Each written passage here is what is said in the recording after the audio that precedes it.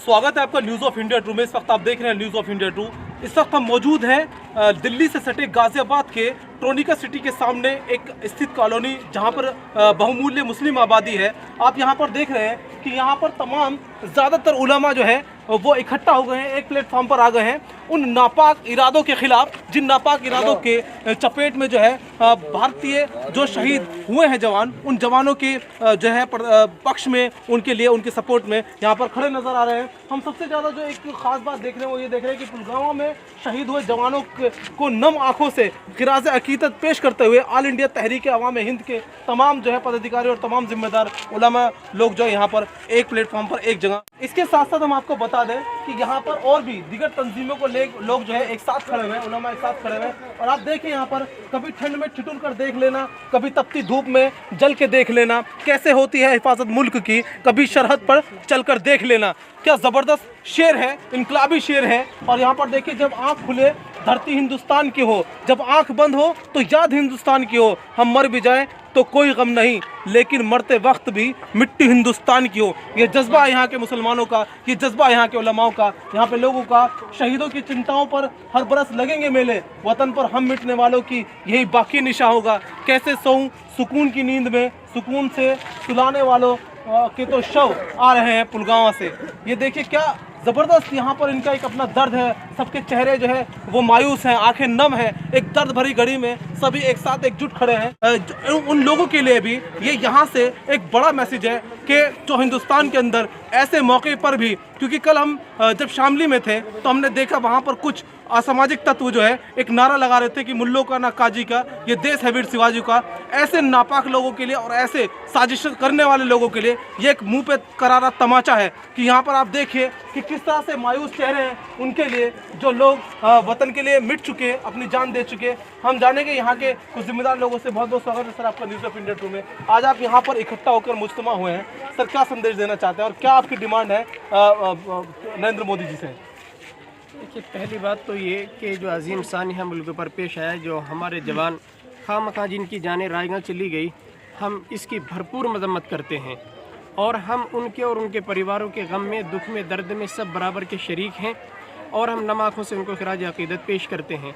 साथ ही साथ हम ये हुकूमत हिंद से कहना चाहेंगे कि जो भी जालिम ताकतें इसके पीछे हैं, जिन्होंने इस तरह की नापाक हरकत अंजाम दी है, ये हकीकत मुनकशिफ होनी चाहिए, हकीकत खुलनी चाहिए कि कौन जालिम है, पूरी दुनिया को बताया जाए और फिर उनको ऐसी इबरतनाक सज़ा दी जाए जो कभी किसी की जान से वो इस तरह के खिलवाड़ ना कर सकें।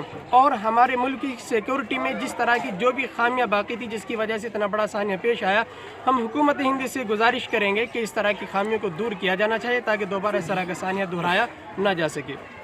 अच्छा, एक बात और है, कल हम एक कवरेज पे थे शामली में, वहाँ पर एक रिटायर्ड फौजी थे जो लगभग होंगे 80 साल के आसपास की। उन्होंने एक बात कही जो कहीं ना कहीं मुस्लिमों से जोड़ने की कोशिश की और हमें मौका मिला तो हम बात आपसे जानना चाहेंगे कि मदरसों के अंदर एक कट्टरपंथी सोच को जो है वो जन्म दिया जा रहा है, उसकी तरबियत की जा रही है। लेकिन हमें मौका मिला तो हम अपने मीडिया के माध्यम से उनका ये जवाब चाहेंगे आपसे मुफ्ती साहब। हम उन सभी लोगों को ये कहना चाहेंगे कि किसी भी मदरसे में आकर बग़ैर किसी पेशगी इत्तला के वो आकर के देख लें कि हम इन मदरसों के अंदर क्या सिखाते हैं। हम उस मज़हब से ताल्लुक़ रखते हैं जो मज़हब अपने वतन से भी मोहब्बत करना सिखाता है, जो मज़हब इंसानियत की कदर करनी इस दर्जे में सिखाता है। कुरान हमारी मज़हबी सबसे बड़ी किताब है और वो कुरान खुद कहता है कि अगर किसी ने किसी एक जान को भी नाहक कत्ल कर दिया तो ऐसा है उसने जैसे तमाम इंसानों को कत्ल कर दिया हो, और अगर किसी ने किसी एक जान को नाहक कत्ल होने से बचा लिया तो ऐसा जैसे उसने तमाम इंसानों को ज़िंदा बचा लिया हो। जिस मज़हब की तालीम ये हो, उस मज़हब से दहशतगर्दी का तो दूर दूर तक भी कोई वास्ता नहीं हो सकता। वतन के ऊपर आयत भी आई है, उसकी कौन सी आयत है सर, बताएंगे थोड़ा उसके लिए कि वतन से मोहब्बत के लिए कोई आयत है कुरान में?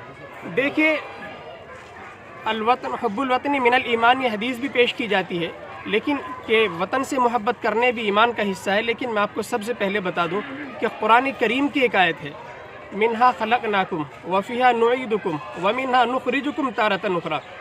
जब हम किसी भी इंसान को इस ज़मीन में दफनाते हैं तो हम सब इसको पढ़ते हैं मिट्टी डालते हुए, हम कहते हैं अल्लाह ने इसके अंदर हमें बताया कि इसी मिट्टी से हमने तुम्हें पैदा किया, इसी के अंदर हम तुम्हें वापस दोबारा से लौटाएंगे और फिर हम इसी से निकाल करके खड़े कर देंगे। हमारी तो इब्तिदा भी इसी मिट्टी से है और इंतहा भी इसी मिट्टी पर हमारी हो जानी है। तो हम इससे मोहब्बत करेंगे तो कौन मोहब्बत करेगा। बहुत बहुत शुक्रिया। देखिए और भी कुछ लोग यहाँ पर मौजूद हैं, हम उनसे बात कराने की कोशिश करेंगे।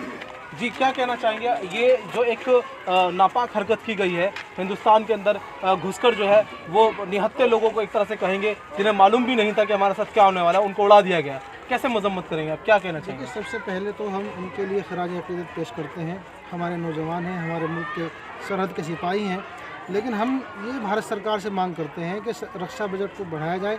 अगर उनकी सिक्योरिटी पर ध्यान दिया गया होता, जैसे कि आईबी ने पहले ही अलर्ट कर दिया था कि हमला हो सकता है, तो ये सानिया पेश नहीं आता।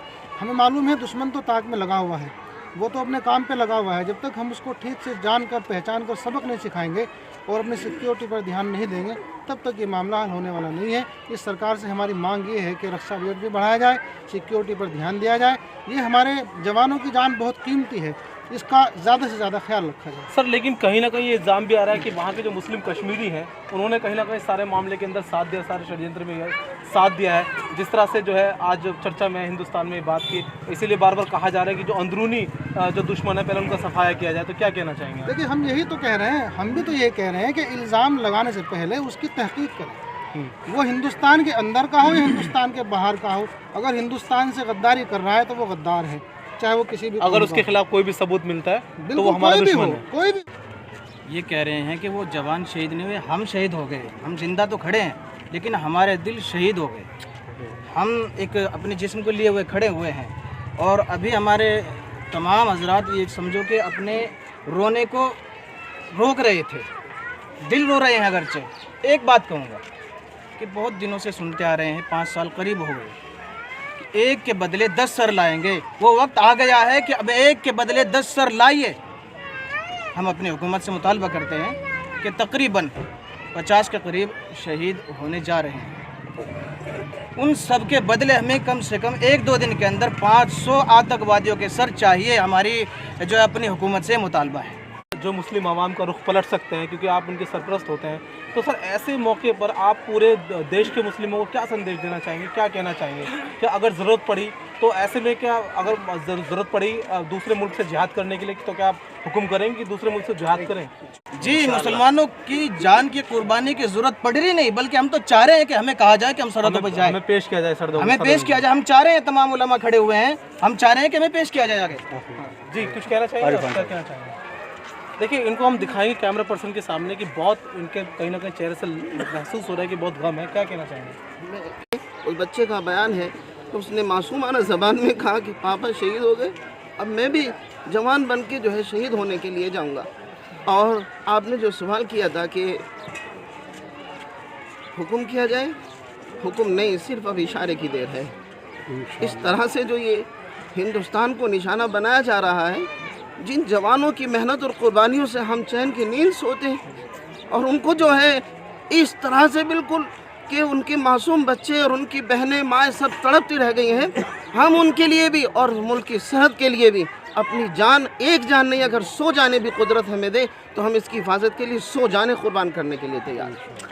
देखिए, ये जज्बा आप देख रहे हैं, हमारे चैनल के थ्रू लाखों व्यूवर्स हमारे देख रहे हैं, और इस जज्बे के लिए कोई प्री प्रिपरेशन नहीं है, कोई प्री प्लानिंग नहीं है, कोई प्री मीटिंग नहीं है। ये जज्बा वो है जो दिल के अंदर छलक रहा है और हम इसको कैमरे में कैद करने की कोशिश कर रहे हैं और आपके दिलों में उतारने की कोशिश कर रहे हैं। अब यहाँ पर ज़रूरत है पूरे हिंदुस्तान को, पूरे भारत को एक प्लेटफॉर्म पर खड़े होने के।